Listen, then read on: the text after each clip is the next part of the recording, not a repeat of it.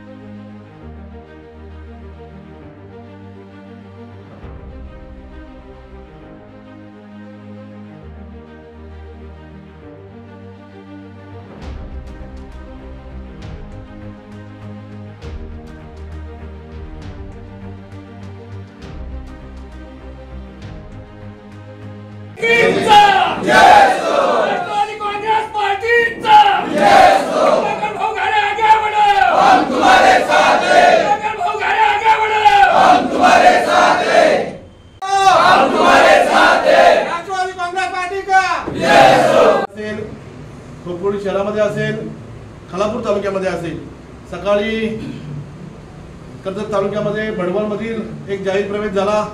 त्यानंतर खालापूर तालुक्यामध्ये सातगाव गावातील एक प्रवेश झाला आणि आता आपल्या या क्रांतीनगरमधील आणखी जी आपल्या सर्वांच्या समवेत सर्व युवकांचा आज प्रवेश होतोय। खरंच मनापासून आजचा दिवस एक सार्थकी लागला असं म्हणायला हरकत नाही, परंतु आपला सर्वांची ताकद आपण वाढवत असताना, आपली संघटना मजबूत करत असताना, आपला हा पक्ष मजबूत करत असताना आपल्या सर्वांच्या सहकार्याची गरज आहे। आपण सर्व राष्ट्रवादी काँग्रेस पार्टीचे जे प्रमुख पदाधिकारी आहेत, प्रमुख कार्यकर्ते आहेत, यांच्या माध्यमातून आपला पक्ष चांगल्या पद्धतीने घोडदौड करतोय। जी आपल्या सर्वांना माहिती आहे, या खोपोली शहरामध्ये आज राष्ट्रवादी काँग्रेस पार्टीचा जर आपण बघितली तर एक नंबरची ताकद आपल्या या खोपोली शहरामध्ये आपल्या राष्ट्रवादी काँग्रेस पार्टीची ताकद आहे। आणि आपण सर्वजण खऱ्या अर्थाने राष्ट्रवादी काँग्रेस पार्टीच्या आणि माझ्या सोबत आहेत। आपल्या सर्वांचे मार्गदर्शक आदरणीय मसुरकर साहेब आपल्या सोबत आहेत, जे चांगल्या पद्धतीने आपल्याला सर्वांना एकत्रित घेऊन म्हणजे आपलं मेन जी गुरुकिल्ली आहे ती आपल्या आप्पांच्या हातात आहे आणि आप्पा आपल्याला सर्वांना चांगल्या पद्धतीने मार्गदर्शन देत आहेत। आपली संघटना मजबूत करण्यासाठी आपण सर्वजण निलेश तुम्ही असाल, मणिदादा असतील, आमचे साबळे साहेब असतील, रमेशदादा असतील, मंगेशजी दलवी साहेब असतील, यांच्या माध्यमातून आपण चांगल्या पद्धतीने आपली संघटन मजबूत करतोय। परंतु हे मजबूत करत असताना आपल्याला थेंबे थेंबे तळा साचे या पद्धतीने आपण चांगल्या पद्धतीने या पक्षामध्ये, या परिसरामध्ये, या मतदारसंघामध्ये चांगल्या पद्धतीने काम करतोय।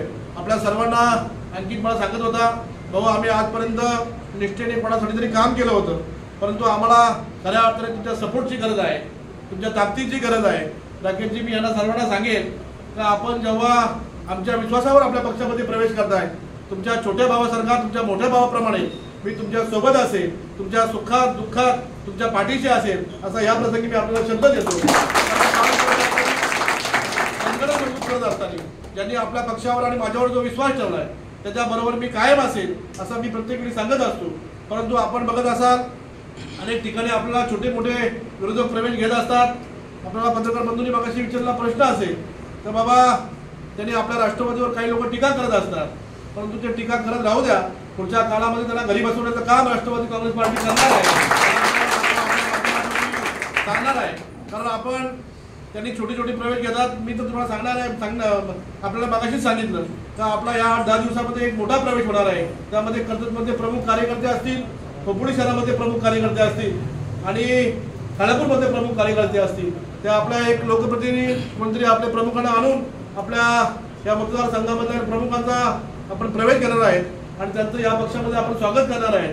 परंतु हा प्रवेश त्यांनी कितीतरी छोटे छोटे प्रवेश केले. मगाशी तुम्हाला सांगितलं सौ सुनार की और एक लहर की अशा पद्धतीने आपण काम करू.